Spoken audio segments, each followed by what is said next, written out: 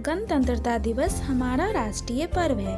1929 में कांग्रेस का एक महत्वपूर्ण अधिवेशन लाहौर में रावी नदी के किनारे हुआ था, जिसमें स्वर्गीय लोकमान्य तिलक और गोखले जैसे नेताओं की आदर्श प्रेरणा से कांग्रेस ने भारत को पूर्ण रूप से आज़ाद या स्वाधीन करने की प्रतिज्ञा की थी कि जब तक देश को पूर्ण स्वाधीनता नहीं मिल जाती, हमारे देशभक्त शांति और चैन की सांस नहीं लेंगे। इसी प्रतिज्ञा को हम भारतवासी हर वर्ष 26 जनवरी को राष्ट्रीय ध्वज फहराकर दोहराते हैं कि हम देश की पूर्ण स्वाधीनता सदा बनाए रखेंगे।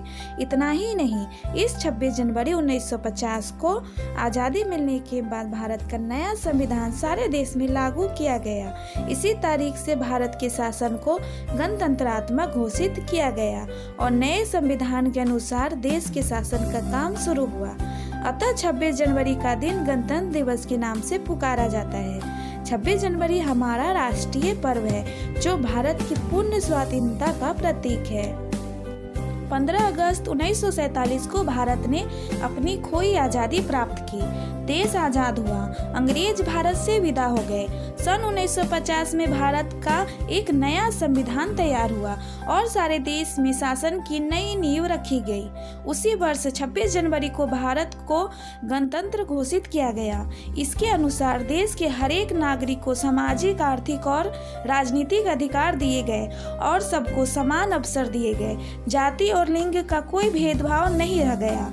इसने भारत को धर्मनिरपेक्ष राज्य घोषित किया और मनुष्य के गुणों का आदर किया।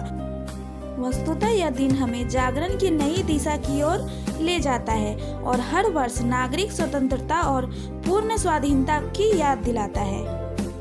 स्पष्ट है कि गणतंत्र दिवस हमारी राजनीतिक स्वाधीनता, देश की आज़ादी, नागरिक अधिकारों की आज़ादी और वर्गहीन तथा जातिहीन समाज के नए निर्माण को मजबूत करता है और हर वर्ष हमें नया जोश और संकल्प भरता है। इसीलिए यह दिन हमारे राष्ट्रीय जीवन का एक महत्वपूर्ण अंग बन गया है।